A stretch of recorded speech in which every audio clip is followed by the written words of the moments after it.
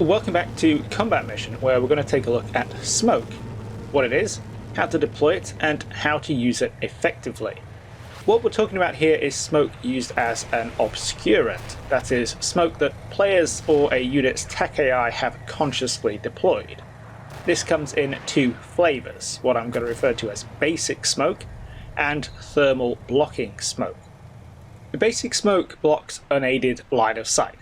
Units can't see into or through the smoke cloud.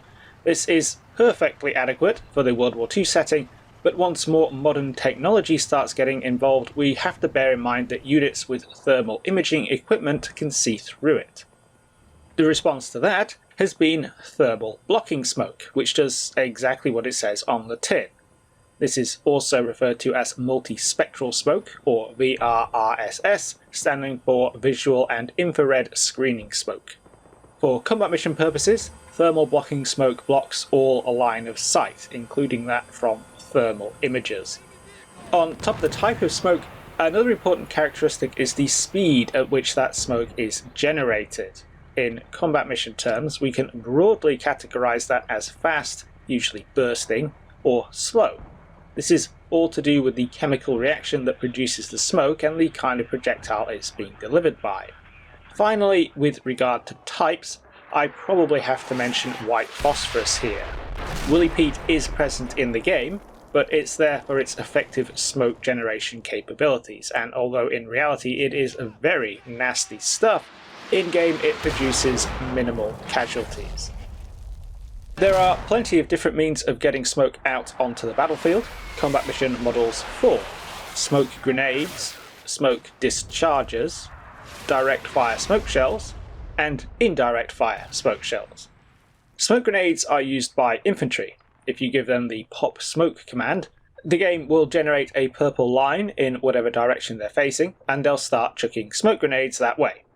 Sometimes, for whatever reason, the purple indicator might not be pointing in the direction that you want. If that's the case, you can change the direction by giving them a face command, then trying the pop smoke command again.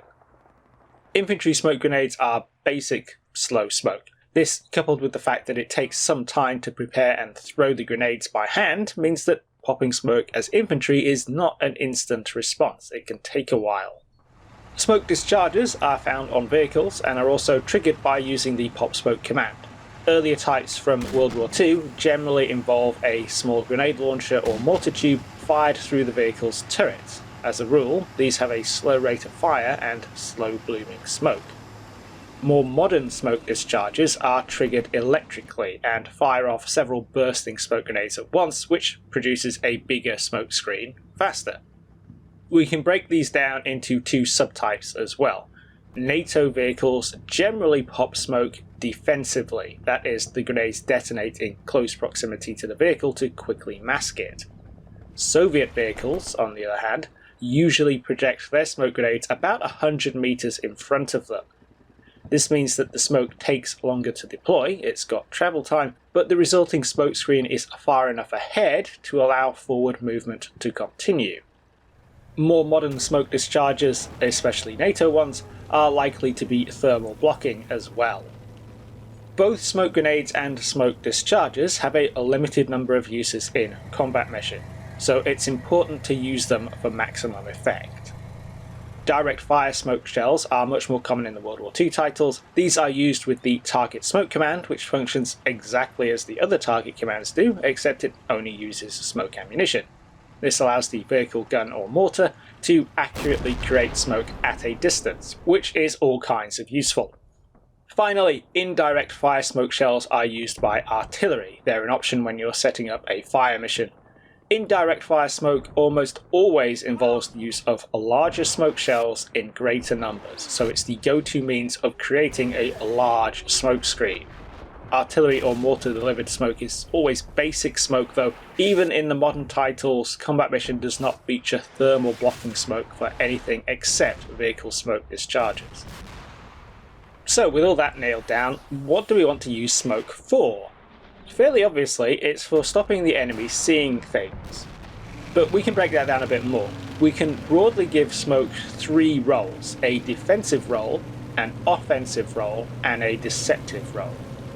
Defensive smoke is smoke that we deploy on or near friendly units.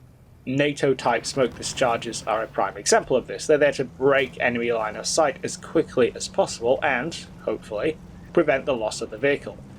This is useful when we don't know where the enemy is.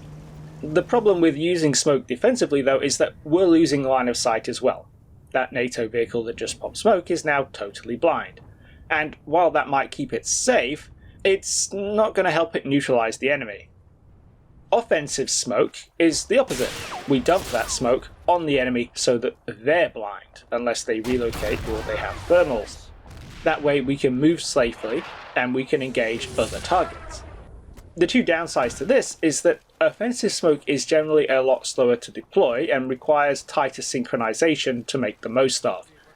Defensive smoke is easy to exploit. You pop smoke and you disengage behind it. For offensive smoke, you need to work quickly before it dissipates, and be very aware of what enemy lines of fire it's blocking. It's not much use blinding one enemy machine gun nest if there's another one out there. And of course, having to simultaneously smoke up multiple enemy positions makes it even more difficult to synchronize. Finally, we have deceptive smoke. Because smoke is such a good means of blocking line of sight, it can telegraph intentions. For example, if we see the enemy smoking up a street, there's a good chance they're moving something across behind that smoke.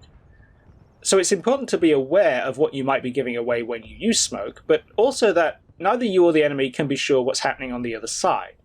So smoke can be used to hide units or movement, or it can hide the absence or the strength of units to try and confuse or influence the enemy in a way that we can take advantage of. Whatever use we might find for smoke, though, we need to use it with respect to the wind. Smoke is not static in anything but the calmest conditions. It's going to be pushed out and along by even the slightest breeze. It's also going to last significantly less time in strong winds than light winds. So it's really important to check the conditions tab and account for wind strength and direction when deploying smoke, though if your battlefield already has burning vehicles all over it, you can get a good idea by eyeballing their black smoke columns. So that's a very quick overview of smoke in Combat Mission. It's a very useful and often underutilized tool. One of the reasons for this is that difficulty in synchronization, given the restrictions in how Combat Mission is played. Most people play it turn-based, which means that it's much harder to coordinate smoke and movement. Another reason is that it can take a long time to call in fire missions, and that makes it very tempting to rely solely on missions using high explosive shells. HE is always available in greater quantities, and therefore HE fire missions last longer, which makes synchronization easier. And they have other benefits. They can inflict damage and suppression on the enemy, and, in most conditions, kick up enough dust and smoke to have their own obscuring effect. Smoke is obviously much more effective as an obscurant, but it doesn't have the other benefits, so it is something of a one-trick pony.